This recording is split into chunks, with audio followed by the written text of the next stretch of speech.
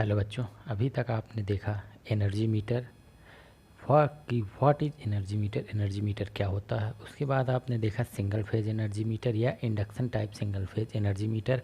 And then आपने देखा error of single phase energy meter. उसके बाद आपने देखा थ्री फेज एनर्जी मीटर या three phase induction type energy metre.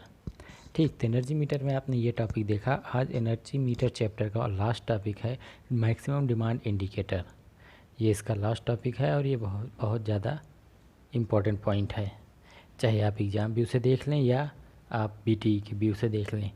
तो मैक्सिमम डिमांड इंडिकेटर क्या होता है, जैसे नाम से ही आपको पता लग रहा है मैक्सिमम डिमांड इंडिकेटर, ऐसा इंडिकेटर या ऐसी चीज़ जिसकी सबसे ज़्यादा डिमांड हो। तो the maximum demand indicator measure the maximum amount of power required by the consumer at the particular interval of time.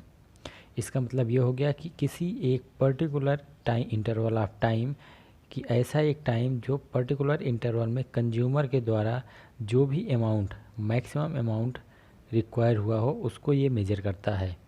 It means जैसे आपका है एक अमाउंट आपने ले लिया है particular interval of time 2 hour का, तो उस 2 घंटे में किस टाइम पीरियड में सबसे ज़्यादा डिमांड होगी पावर की, तो कंज्यूमर के उस डिमांड को ये नोट डाउन करता है और उसके साथ साथ ये पूरी डिमांड भी नोट डाउन करता है कितना यूज़ किया गया। लेकिन वह कंज्यूमर की मैक्सिमम डिमांड को भी रिप्रेजेंट करता है कि कंज्यूमर ने इस किस इतने इंटरवल में, कोई भी इंटरवल हो सकता है, 1 आवर का हो सकता है, 1 डे हो सकता है, 10 आवर हो सकता है या 1 वीक हो सकता है। इंटरवल टाइम ऑफ इंटरवल वो डिपेंड करता है कि कंज्यूमर किस बेस पे लेता है। तो इंटरवल ऑफ टाइम, किसी पर्टिकुलर इंटरवल ऑफ टाइम में कंज्यूमर के द्वारा सबसे ज़्यादा अमाउंट, सबसे मैक्सिमम अमाउंट कब यूज किया जा रहा है ये उसको भी मेजर करता है। It measure base and peak load. Base और पीक लोड क्या होता है मैं ये आपको बता देता हूँ। आप अगर ग्राफ देखे होंगे तो ये ग्राफ होता है एक, ठीक है, इसमें ये इस टाइप का लगभग रहता है। तो ये आपका होता है बेस लोड, ये आपका होता है पीक लोड। इट मीन्स जब भी कोई प्लांट बनता है, या समझ लीजिए ये पावर प्लांट की चीज़ है, लेकिन अब बात आ गई है बेस लोड और पीक लोड की, तो आप जान लीजिए नॉर्मली बेस लोड और पीक लोड होता क्या है।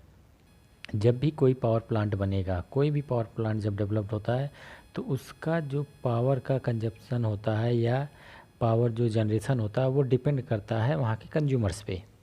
तो सपोज करिए आज आपका कानपुर में कोई पावर प्लांट बन रहा है, पनकी पावर प्लांट है।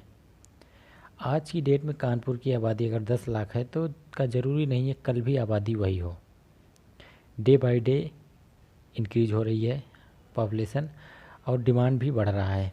जिस समय आज हमारी जो इंस्ट्रूमेंट है वो कम है, कल ज़्यादा हो सकते हैं। जैसे पहले टीवी हुआ करती थी, फ्रिज एसी नहीं होते थे। टीवी के बाद इलेक्ट्रॉनिक्स टीवी आई, फ्रिज आया, एसी आया, हीटर आया, हर चीज़ आता जा रहा है। तो डिमांड क्या होती है, बढ़ती जाती है। जब कोई भी प्लांट बनता है तो उसमें 2 चीज़ें देखी जाती हैं। एक देखा जाता है आपका बेस लोड, दूसरा देखा जाता है आपका पीक लोड। तो जब भी कोई ग्राफ बनेगा बेस लोड और पीक लोड का, तो पीक लोड आपका वो माना जाएगा कि जो सबसे हाईएस्ट होगा। सपोज करो ये कोई बन रहा है तो उसमें क्या हुआ, 5 मेगावाट का प्लांट बना रहा है, तो उसमें कहा गया कि इसमें मैक्सिमम जो पीक लोड इसकी होगी वो 8 मेगावाट होगी और जो बेस लोड होगा उसका ये 5 मेगावाट होगा। तो ये आपकी बेस और पीक लोड होती है। इसी के बीच में आपका जो डिमांड है, जो सप्लाई की डिमांड है वो फ्लैक्चुएट करती रहती है, बेस लोड से नीचे और आपका पीक लोड से ऊपर नहीं जाती है। अगर पीक लोड के ऊपर जाएगी तो यहाँ से सप्लाई ना होकर और कहीं से भी सप्लाई आएगी। तो ये आपका बेस लोड और पीक लोड होता है। बेस लोड होता है जो डिफाइंड हो कि हाँ हमें 25 kVA सप्लाई यहाँ करनी है। पीक लोड होता है कि यहाँ पे गर्मियों के समय में 30 या 35 kV जाता है तो पीक लोड हो जाता है जो हाईएस्ट। तो it's measure base load and peak load but unable to measure the sudden short circuit और स्टार्टिंग हाई करेंट। तो आपका जो मैक्सिमम डिमांड इंडिकेटर होता है, एक तो ये मेजर किया जाता है, मेजर करने के काम आता है क्या, पर्टिकुलर इंटरवल टाइम में कंज्यूमर के द्वारा कितनी मैक्सिमम अमाउंट यूज़ किया गया है, और यह मेजर करता है किसको, बेस लोड और पीक लोड को। लेकिन बेस लोड और पीक लोड को मेजर कर लेगा कि किस टाइम पीरियड में यहाँ पे कितनी कम डिमांड थी और किस टाइम पीरियड पे यहाँ पे सबसे ज़्यादा लोड गया है।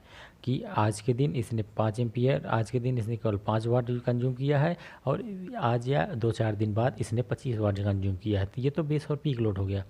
लेकिन यह मेजर नहीं करता है सडन शॉर्ट सर्किट और स्टार्टिंग हाई करंट को। कोई भी जब मोटर या कोई भी चीज़ आप चलाते हैं तो उसका स्टार्टिंग जो होता है, स्टार्टिंग कंडीशन, वो स्टार्टिंग हाई करंट होता है, उस समय स्टार्टिंग करंट ज़्यादा लेता है वो। उसके बाद वो धीरे धीरे अपने उसमें इनिशियल कंडीशन में आ जाता है। ठीक, तो ये स्टार्टिंग हाई करंट को, और कहीं भी शॉर्ट सर्किट होती है तो उस समय भी करंट बहुत हाई हो जाता है। शॉर्ट सर्किट जब होगी तो करंट हाई होना ही होना है। तो उस कंडीशन को ये मेजर नहीं कर पाता, उसके लिए अनेबल होता है, उसे ये मेजर नहीं कर पाएगा।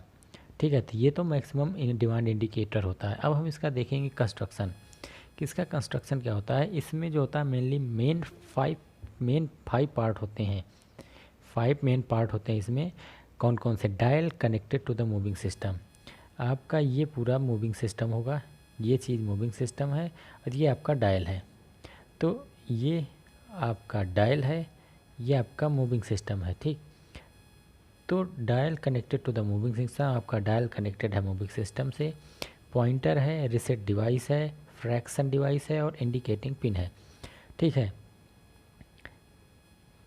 ये आपका इंडिकेटिंग पिन है, ये आपका फ्रैक्शन डिवाइस है पूरा, ये आपका पॉइंटर है, ये स्प्रिंग है, ये मूविंग है पूरा। तो ये आपकी क्या है? मैक्सिमम डिमांड इंडिकेटर का ये फिगर है। ठीक, तो फिगर आप देख रहे हैं। जब इसकी आप वर्किंग देखें, कंस्ट्रक्शन में हमेशा वही चीज़ें लिखी जाती हैं जो उसमें यूज की जा रही हों। अगर आप और लिखना चाहते हैं तो आप लिख सकते हैं बेल क्रैंक मैकेनिज्म यूज हो रहा है, पिनियन यूज हो रहा है, स्किल यूज हो रहा है, कैम यूज हो रहा है, लिख सकते हैं, लेकिन ज़रूरी नहीं है। मेन पॉइंट आप लिख दीजिए। Dial connected to the moving system, pointer, reset device, fraction device, indicating pin. ठीक, ये तो आपका कंस्ट्रक्शन हो गया। इसके बाद हम बात करेंगे वर्किंग की। वर्किंग कैसे होती है इसकी। Cam is controlled by the timing gear. आपका कैम दिख रहा है, ये कैम है। कैम कंट्रोल करता है किसको? टाइमिंग को, इसको। तो cam is controlled by the timing gear. जो टाइमिंग गियर है आपका, ये वाला टाइमिंग गियर है, ये वाला इसको कंट्रोल करता है। टाइमिंग गियर भी कह सकते हैं, या इससे हमें यूनिट भी मिलती है। और हमारा इसमें ये होता है पूरा बेल क्रैंक।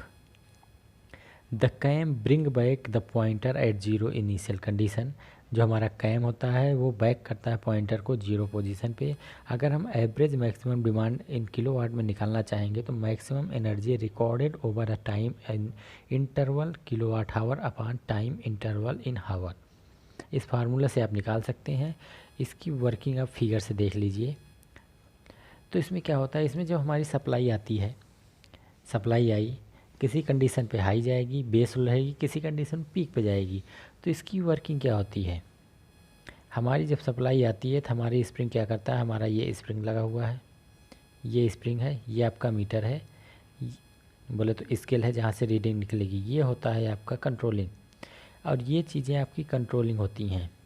जब यहाँ पे क्या होता है, आपका पावर इंक्रीज़ करता है। जैसे ही पावर इंक्रीज़ करेगा आपका बेल क्रैंक मैकेनिज्म क्या होगा, वो इसके साथ टच करेगा और ये नीचे आने की कोशिश करेगा। और ये नीचे जैसे जैसे आने लगेगा आपकी ये रीडिंग बढ़ती जाएंगी कि कितने किलोवाट है। और जैसे ही हमारी सप्लाई कम होने लगेगी, ये मैकेनिज्म आपका ऊपर की ओर रोटेट करेगा, ये नीचे की ओर रोटेट करेगा और इनके बीच में गैप हो जाएगा और ये रीडिंग हमारी, और जो हमारा पॉइंटर होगा उस कंडीशन में इनिशियल कंडीशन पे आ जाएगा। मतलब जब ये चीज़ नीचे आएगी, इसके नीचे आने का मतलब है आपका ये चीज़ अप करेगा। ठीक, लोड बढ़ा, ये भी नीचे आया, ये भी नीचे आया, ये आपका अप गया, तो यहाँ की रीडिंग क्या होगी, बढ़ेगी, तो आपका पॉइंटर इंक्रीज़ करेगा। और जब यही अपोजिट होगा तो आपका पॉइंटर डिक्रीज़ करके इनिशियल कंडीशन पे आ जाएगा। ठीक है, तो ये इसकी वर्किंग होती है। तो मैक्सिमम डिमांड इंडिकेटर आपके समझ में आ गया होगा क्या होता है मैक्सिमम डिमांड, कि इसका यूज क्यों किया गया, base load peak load value के को ज्ञात करने के लिए। और ये टाइम ऑफ इंटरवल में निकाल सकते हैं कौन कौन से पार्ट यूज हो रहे हैं। पॉइंटर होता है जो स्केल पे रीडिंग देता है, रिसेट डिवाइस होता है जो इसको रिसेट करता है, फ्रैक्शन डिवाइस होता है जो इसमें फ्रैक्शन होता है क्रैक, क्योंकि इसमें कैम पिनियन और बेल क्लैंक मैकेनिज्म लगे हैं तो इसमें फ्रैक्शन ज़्यादा होता है तो उसको कंट्रोल करता है। इंडिकेटिंग पिन आपको इंडिकेट करता है जो नंबरिंग दिख रही है। Dial connected the moving system से जो डायल कनेक्टेड है वो पूरे मूविंग सिस्टम को कंट्रोल करता है। ये तो इसके कंस्ट्रक्शन है। वर्किंग में क्या होता है कि cam is control by the timing gear. Cam का जो कंट्रोल होता है वो टाइमिंग गियर से किया जाता है। टाइमिंग गियर से कैम का कंट्रोलर होता है। जैसे जैसे टाइम अप डाउन होगा ये अप और डाउन होता जाएगा, हमारी वर्किंग वैसे ही आएगी। ठीक है। और इसका अगर फार्मूला देते हैं निकालने के लिए, अगर दे दिया जाए average maximum demand in kilowatt में कैसे निकालेंगे, और आपकी वैल्यू दी है maximum energy recorded over A time of interval. एक टाइम ऑफ इंटरवल में मैक्सिमम एनर्जी रिकॉर्ड की गई है, मान लीजिए 25 मेगावाट या 25 किलोवाट, और टाइम इंटरवल इन हावर 2 घंटे का है तो 25/2 कर देंगे 12.5 में आ जाएगा पर हावर का। ठीक है, तो इस तरह हम निकाल सकते हैं। इसका एडवांटेज की बात करेंगे, the average demand indicator has high accuracy. इसकी एक्यूरेसी बहुत ज़्यादा होती है इंस्ट्रूमेंट, और यह यूनिफॉर्म मेजरिंग स्केल होता है। इसके जो एडवांटेज हैं, हाई इसकी एक्यूरेसी बहुत ही हाई होती है और यूनिफॉर्म स्केल होता है। डिसएडवांटेज की बात करेंगे तो इस इंस्ट्रूमेंट का कॉस्ट बहुत हाई होता है और इसका कंस्ट्रक्शन कॉम्प्लिकेटेड होता है। क्योंकि कॉम्प्लिकेटेड इसलिए कहा गया, आप देख ही रहे हैं कि इसमें कितनी चीज़ें लगी हैं, सारे बैलेंस लगे हैं हर जगह पे। आपका ये जितना भी मार्क कर रहा हूँ ये सब आपका क्या करेगा, फ्रैक्शन प्रोड्यूस करेगा, और फ्रैक्शन होगा तो एरर आएगा, तो बहुत हाई ज़्यादा कॉम्प्लिकेटेड होता है। तो ये आपका था मैक्सिमम डिमांड इंडिकेटर। और आज आपका एनर्जी मीटर ख़त्म हो गया। आपके सिलेबस में एनर्जी मीटर में यही 3 टॉपिक थे, single phase induction type energy metre, 3 phase induction type energy metre, और उसके बाद था मैक्सिमम डिमांड इंडिकेटर। ठीक है, तो ये आपके एनर्जी मीटर थे, इसको आप देख लीजिए और पढ़ लीजिए। तो ओके, ठीक है बच्चों, थैंक यू।